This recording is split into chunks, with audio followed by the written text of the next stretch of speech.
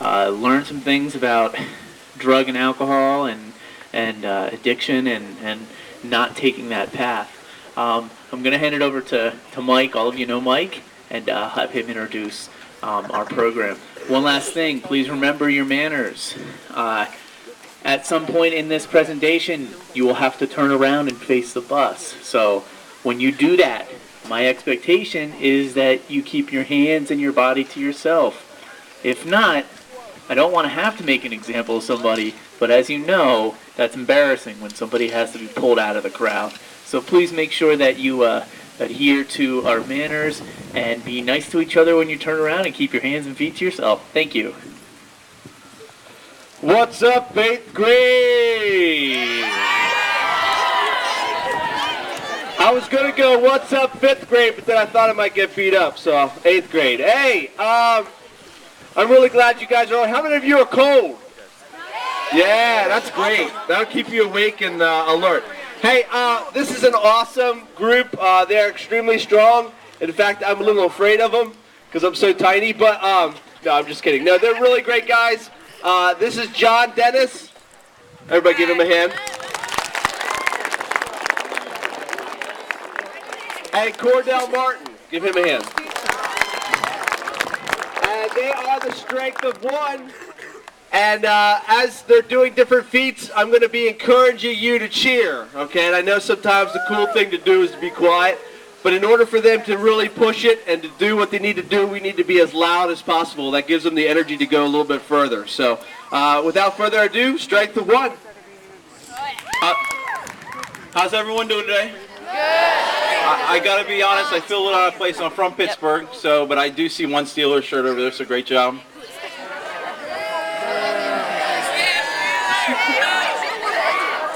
Okay, guys, what you're going to see today is a lot of feats of strength, okay? It's a lot of cool stuff, and we came together as a group to do this because what's more important is the message that comes along with these feats of strength. I really want you to listen to that, and hopefully by seeing somebody pull a bus, that message will stick with you somehow, some way. You're going to hear us talk about having goals and dreams and chasing those goals and dreams, being focused. You're going to hear us talk about how hard it is to stay on the path that you want to accomplish your goals and dreams, and there's going to be people along the way that try to bring you down, and you have to stay strong. And then we're going to talk about true strength isn't only what you do and how you chase your goals and dreams, but sometimes you're going to have to pick others up and help them along the way as well. And then we're going to talk about utilizing people around you to help you in this journey of life and things of that nature. My name is John Dennis, like I said. This is Cordell Martin. Now Mike did say he's going to try to get you fired up. It helps us tremendously. A key ingredient to that is we will throw you t-shirts if you get loud. I can't promise everyone here will get t-shirts, but there is a chance 5 of you will get t-shirts.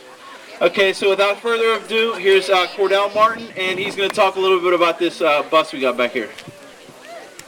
All right, so like John said, we got a bus back there. A bus that size weighs about 16 tons. Okay, but when you think about this, and you're going to watch how John focuses when he does this. First thing I want to ask you is goals. Does anybody, and somebody needs to, have any kind of goal or purpose for their life that you think would be like appropriate to share with us? Okay, we got a marine biologist. What else? Yeah. What? Okay, computer stuff. What else? A chef. Come on, somebody else throw me out something else. Yes. Lawyer. Okay. What you take from this is we all have different goals. Some of us obviously didn't share. Some of them we got career goals. Some I know we got college. Some we have football goals this year. Sometimes we've got winter sports goals. I know we've all got some sort of goal, whether we talk about it, whether we keep it to ourselves. But the bigger purpose you need to keep in mind when you think about your goal is how much like having a one-track mind and not getting sidetracked about what's going on around you. One of, I don't know, maybe, I don't know if inspirational is the right word, maybe motivational, I don't know. One of the coolest guys I've ever met was back a couple years ago when I was in high school and college and I worked in the stone quarry. And you know, the stone quarry, you got all the equipment, the dust, the dirt, and it's just a great opportunity to get dirty and have some fun. This guy, I don't remember what we were talking about, but he rolled his pant leg up the one day to his knee, and showed me his calves down here, and it looked like if you look at a quilt, and you see how a quilt is just put together piece by piece, it's not just one big piece of fabric. That's what both of this guy's legs look like from the knee down to the ankle, just pieced together, fabric. And it was one of those times for me where like you knew what you were looking at, but you weren't really sure what you were seeing because you really haven't seen somebody's calves that look like that. When I asked him what happened, long story short, a couple of years beforehand, he was working on a construction site. A truck carrying hot asphalt, the back of it broke. The asphalt poured into the little skid loader where he was in. He didn't have time, he couldn't pop his little escape hatch open. He was stuck in there for about 15 minutes before they could get him out. Okay, and think about it, this asphalt was about 1,500 degrees at that point. So they pulled him out, basically went to the hospital, almost all the meat on his leg fell off down there. He had to do skin grafts, and that's what all those quilts were from, what that quilt look was from, is grafts from other parts of his body and other things, just kind of piecing his legs back together down there. So he spent a couple weeks laying on his back in the hospital, and the doctors told him, like, you know, you're never going to walk right. They told him you're probably going to walk, like, with crutches the rest of your life. You may be in a wheelchair, whatever. And he told them no, that his goal is to get back in time, to get back to his house in time for his daughter's first birthday. All right, so he'd be in his hospital bed, and they had this bar across. He'd start doing pull-ups down there overnight, you know, building himself back up. He'd learn to take off his own bandages. It took him about 3 hours to take his own bandages off and change them himself. And in a little under about a week, 2 weeks, he weaned himself by just sheer willpower off of all his pain medications, morphine, things like that. And he was actually in medical journals and stuff because of that, because people thought, you know what, this isn't going to happen. He taught himself to go down the hall, walking on crutches. He said he had like fluid that would squeeze out of his legs and stuff, but he set that goal of getting home for his daughter's first birthday. And these same people told him it never happened. Well, you know what, obviously he made it home in time for his daughter's first birthday. He works out, he lifts, he plays basketball, he refs baseball. He does all these things that all these people told him that he was never going to do. And he lives a pretty normal life with a pair of legs like you've probably never seen before. But he had that goal, and he didn't let anybody else sway him from that. The other thing I think about when I think about like just that one-track mind is my dog.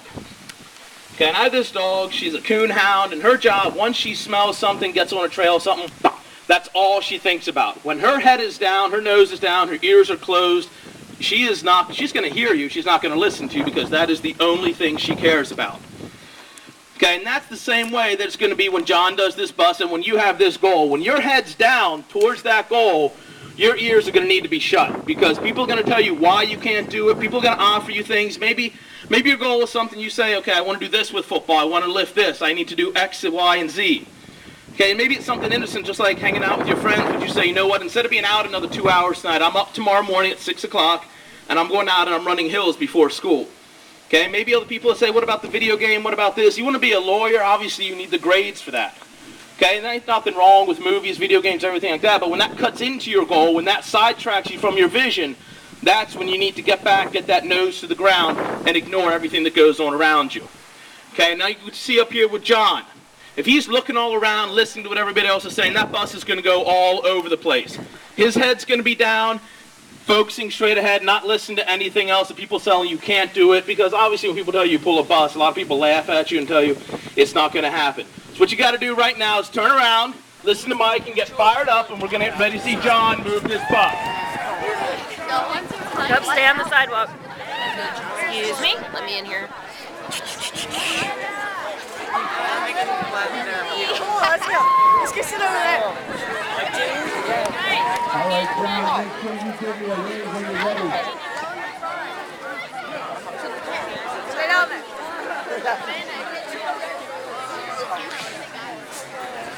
Make sure you do not try this at home.